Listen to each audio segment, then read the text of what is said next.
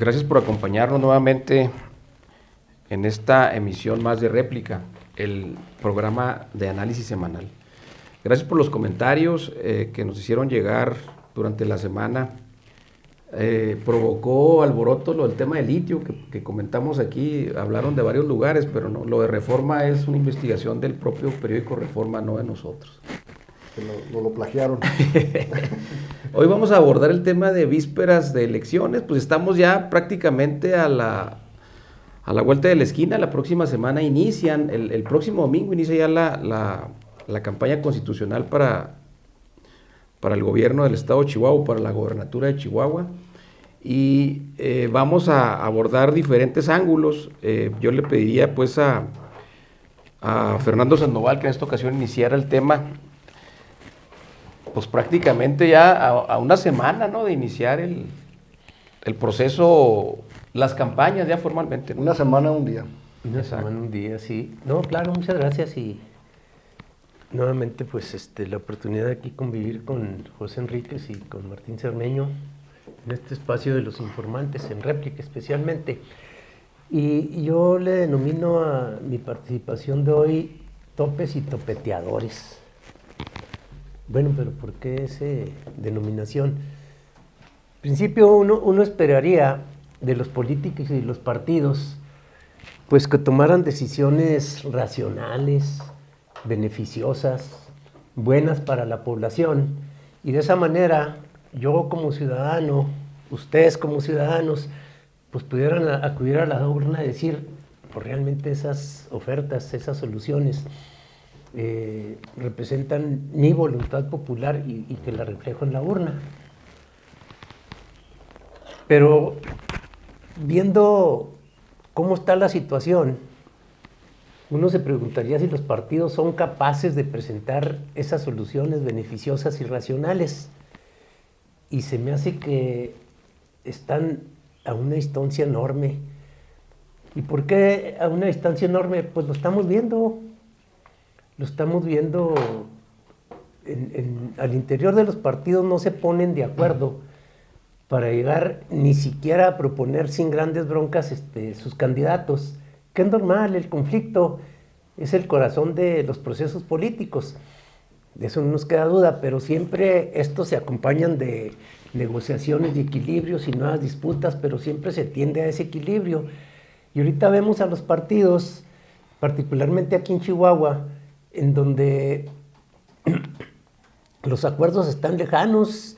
Podríamos hacer un recorrido por cada uno de ellos, pero yo nombraría elementos generales como la judicialización entre un partido, otro partido es el dueño o la familia es el dueño de tal instituto político.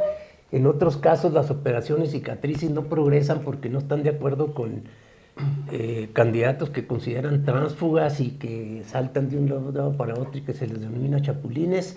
Y en fin, incluso hay quien les ofrece posiciones una vez que ganen, ¿verdad? Desde luego, en el gobierno que según esto podrían encabezar, o darles posiciones, no las que esperaban de plurinominales o de diputados, etcétera, sino suplentes de una regiduría, y nadie se pone de acuerdo. Entonces, uno se pregunta, ¿desde dónde podrán estos partidos, estas instituciones, proponer soluciones racionales, benéficas, buenas, para una ciudadanía que va a elegir a sus candidatos? Lo veo muy lejano. José. Muy bien, bueno, con agrado también les quiero decir que ya nos están escuchando en varios lugares de la República Mexicana. Y ahorita particularmente mandamos un afectuoso saludo a Querétaro, uno de nuestros seguidores cercanos. Qué bueno, ¿no es el señor obispo? Sí, así es. Sí, así es. Pues en esa temporada es difícil que pueda participar en política. Sí, aunque sabe mucho. De más. Qué bueno, qué bueno. Y sacándole más estambre a la madeja de mi buen amigo profe, yo creo que el problema viene que la oferta política no es una oferta racional, es una oferta subjetiva. inclusive es un acto de fe, es creencia, es en creer hasta cierta manera en el Mesías que viene a salvar. Y lo hemos visto en esta nueva retórica electoral de fifís contra chairos, de conservadores, de estás conmigo o contra mí, ¿no? La verdad que fueron 18 años gestando este esquema,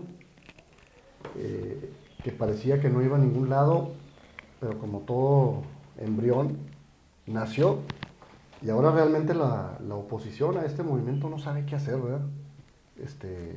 Y sigue quizás insistiendo en tratar de hacer racional algo que es irracional, ¿no? Que es más un acto de fe, un acto Es de emoción. creencia, de emociones. Y ahí es donde nos vamos a conflictear mucho, ¿no? Yo creo que se deben de reacomodar las propuestas. Pero a mí me gustaría muchísimo que los partidos se fueran al tema racional y al tema de propuesta verdadera. Pero yo creo que van a pasar años o décadas para que se pueda observar eso. Entonces yo creo que los partidos se tienen que reinventar, ¿no? Fíjense que la crisis de los partidos pues tiene ya quizá 2 décadas o más en nuestro país y en el mundo, ¿no? En el mundo, aquí en México pues vimos las transformaciones del PNR al PRI, por ejemplo, ¿no? Vimos las transformaciones y desapariciones de algunos partidos políticos. Y los más longevos pues, han sido Acción Nacional y el Revolucionario Institucional, ¿no? Ya con más de 80 años de vida. Pero está en una crisis terrible, ¿no? Mi participación de hoy tiene que ver con la violencia y las elecciones. Fíjense que estuve revisando algunos documentos y mientras asesinaban a Yuriel González, aspirante a la alcaldía de Nuevo Casas Grandes, aquí en el estado de Chihuahua, ese mismo día otro precandidato en Veracruz fue acribillado por manos criminales, ¿no? Estamos hablando de la primera semana de marzo, ¿no? Apenas hace unos días.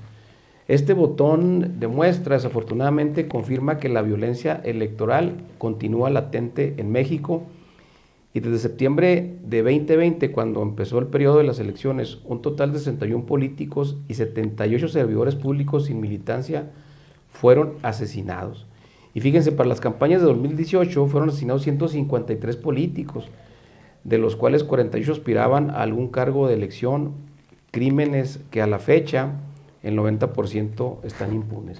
Tenemos muy grabado en nuestra mente, bueno, yo la tengo, ¿no? El atentado contra Luis Donaldo Colosio, por ejemplo. También me queda en el imaginario, y está en el imaginario colectivo, el homicidio contra el candidato a la gobernatura en Tamaulipas. No sé si lo recuerdan, ¿no? Que iba rumbo al aeropuerto y inclusive con sus... Exacto, sí, el hermano de Egidio, del gobernador, del hermano, pues, que fue gobernador en sustitución de él. Me queda grabado, pues, ahí el atentado que sufrió llegando casi al aeropuerto, ¿no? Con sus escoltas, y que eso no fue suficiente y perdió la vida ahí. Entonces, aquí en Chihuahua también el tema es delicado porque los grupos criminales siguen incidiendo, siguen influyendo, pues, en las decisiones políticas, sobre todo en los municipios serranos, alejados, pues, de la capital, pero que tienen relevancia, porque de los 67 municipios, pues, por lo menos 50, pues, son asediados por este tipo de intereses que son perversos, ¿no? Y está a la vista, pues, la denuncia que levantó en su tiempo la periodista Miroslava Bridge, la compañera periodista que puso al descubierto, pues, los intereses de un grupo en la zona serrana de Chihuahua, y que pagó con su vida, pues, esta osadía, ¿no? Yo hasta aquí quisiera dejar mi comentario. Sí, ahorita José Enríquez dijo algo muy interesante. Estos son como actos de fe, las participaciones. Y yo hace mucho tiempo que perdí la fe en muchas cosas y me quedaba un poquito de fe en esta democracia, aunque pues es la que tenemos, no es la gran cosa, pero yo tenía fe. De ahí que yo hablaba de que al emitir mi voto en la urna, pues esta es mi voluntad popular. ¿Pero frente a qué? Ante unos partidos que no cesan en sus pleitos internos, ante unos partidos que no son capaces, con el margen de maniobra, no los candidatos, sino los partidos, de presentar propuestas iniciales de solución a los grandes problemas, la pandemia en principio, el virus, pero toda la secuela de crisis que devienen de esta situación que estamos viviendo. No, para nada. De ahí que lo único que se ve es que se dan topes, como que están en sus trincheras y al estilo de la Primera Guerra Mundial se tiran balazos desde la posibilidad de la propaganda y de repente salen y se dan unos topes y topes y topes y luego se emboscan y otra vez salen a darse topes. Y desgraciadamente pareciera ser que esta es la tónica que guía la política de nuestros tiempos. A mí me preocupa una cosa, de que el ciudadano, pues que tienda a no asistir a la urna, e incluso haya grupos o asociaciones que impulsen, como en el pasado, las votaciones en elecciones, decían por ahí las bardas, o la famosa frase de una organización aquí que llamaba en muchas bardas, no votes Lucha Villa. No era la cantante, sino la colonia Francisco Villa, que llamaban a no votar a la colonia Francisco Villa, que era el bastión de esa organización política.